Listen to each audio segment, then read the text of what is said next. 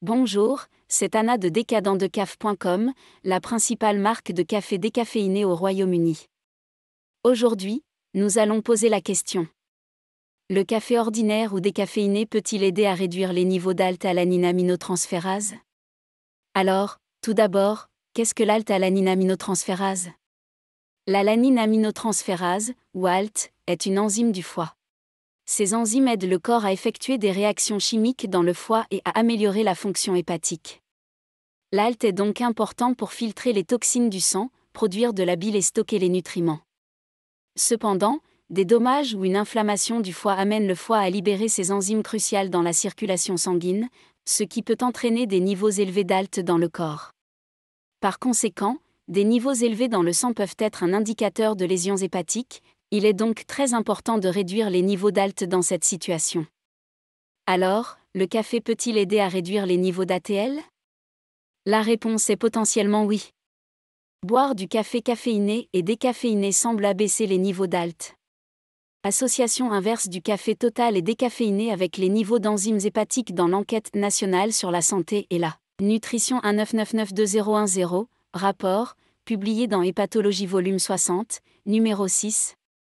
Une recherche publiée dans Hépatologie Volume Journal a examiné les données de 1999 à 2010 et a conclu que boire une tasse ou plus de café chaque jour, qu'il soit caféiné ou décaféiné, réduit les niveaux d'ALT.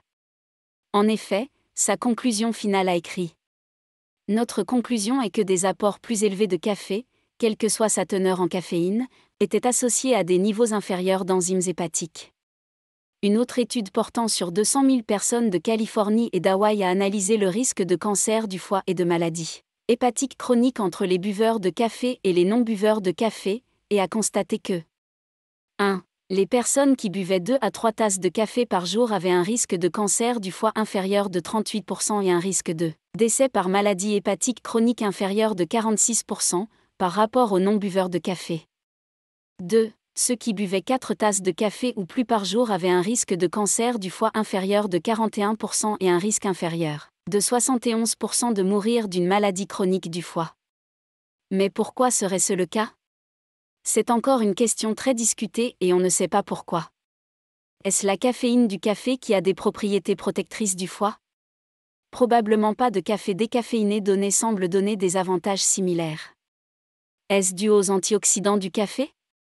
Cela semble plus probable, mais il n'y a pas d'indication claire à ce stade. Note importante. Les gens devraient traiter toutes les causes d'élévation de l'ALT, telles que les lésions hépatiques ou le diabète, avec l'aide et les conseils d'un professionnel de la santé.